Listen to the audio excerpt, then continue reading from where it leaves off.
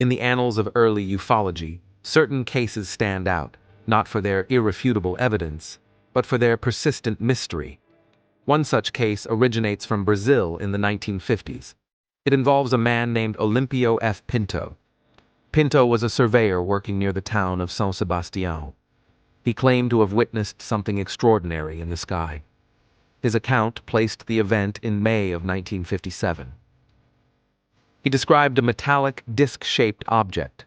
It reportedly hovered silently before moving away at incredible speed. This was a classic flying saucer description for the era. What elevates Pinto's story beyond a simple sighting is the alleged photograph. Pinto claimed he managed to capture the object with his camera. This photo became the focal point of the case.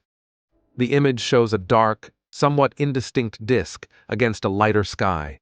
It quickly circulated among early UFO researchers. For many, it was compelling proof. It appeared to depict exactly what Pinto described: a solid, structured object, seemingly defying conventional aircraft design.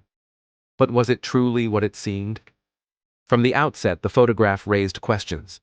Photographic analysis in that period was rudimentary compared to today. Yet even then, anomalies were noted. Skeptics pointed to the lack of detail in the object. They questioned the lighting and shadows. Could this simply be a mundane object photographed in an unusual way? Some suggested it might be a hubcap or a similar object tossed into the air. Others proposed it was a deliberate hoax, perhaps using a model. The image itself offered few definitive clues.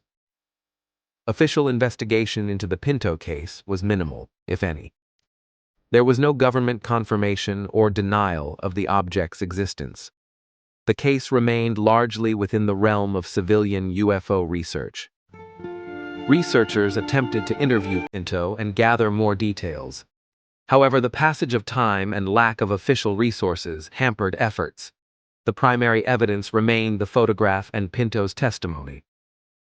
Without corroborating witnesses or physical trace evidence, the case relied heavily on one man's word and one ambiguous image. This is a common challenge in historical UFO reports. Decades later, the Olympio F. Pinto case remains unresolved. Was it a genuine encounter with an unknown craft, or was it a misidentification, a hoax, or a photographic anomaly? The photograph continues to be debated. Modern digital analysis has been applied, but results are inconclusive. The image quality is poor by today's standards, limiting definitive conclusions. The case serves as a reminder of the difficulties in verifying historical UFO claims. Personal testimony can be sincere but mistaken. Photographic evidence can be ambiguous or manipulated. The Olympio F. Pinto flying saucer remains a curious footnote in the history of ufology.